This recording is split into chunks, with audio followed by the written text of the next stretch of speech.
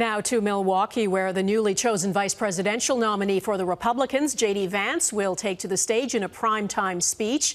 It's clear that he and the delegates to the Republican convention are firmly behind former President Trump. But can they win over the country? A Reuters Ipsos poll shows Donald Trump has a marginal lead among registered voters in the U.S., suggesting the attempt on the former president's life has not sparked a major shift in sentiment. And 80% of those polled agreed with the statement, "The country is spiraling out of control." Jackson Proskow is at the Republican convention. Jackson. Well, Donna, it's against that backdrop that former President Donald Trump is set to deliver his acceptance speech tomorrow, a speech he says he rewrote in the theme of unity shortly after that failed assassination attempt on Saturday. Donald Trump toured the stage where he hopes to recast his image, promising to deliver a speech that will bring Americans together. Donald Trump got shot and he toned down the temperature. That's what a real leader does. Days after his near miss with an assassin's bullet, Donald Trump has my strong endorsement, period. Trump's Republican rivals have unified behind him. America cannot afford 4 more years of a weekend at Bernie's presidency.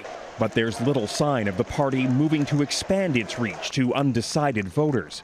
The convention has featured angry partisanship. They tried to bankrupt him. And conspiratorial claims about the shooting.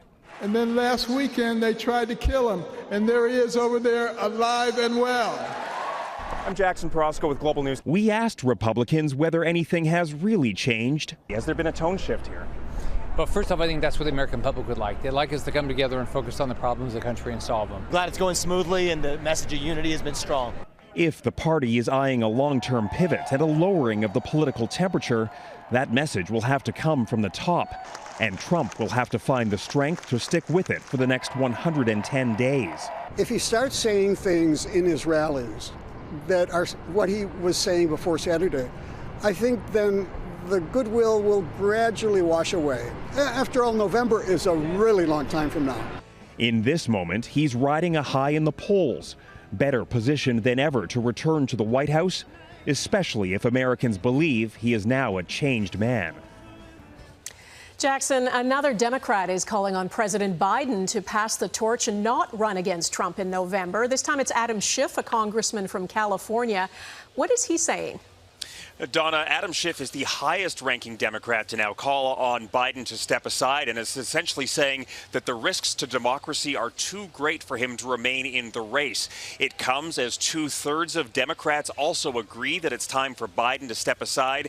And all of this, of course, is against the backdrop of the Republican convention. And essentially, if this keeps up on the Democratic side, Republicans will be able to nominate their candidates and then probably not have to say much, given all the infighting going on with Democrats right now. All right, Jackson Proskow in Milwaukee. Thanks.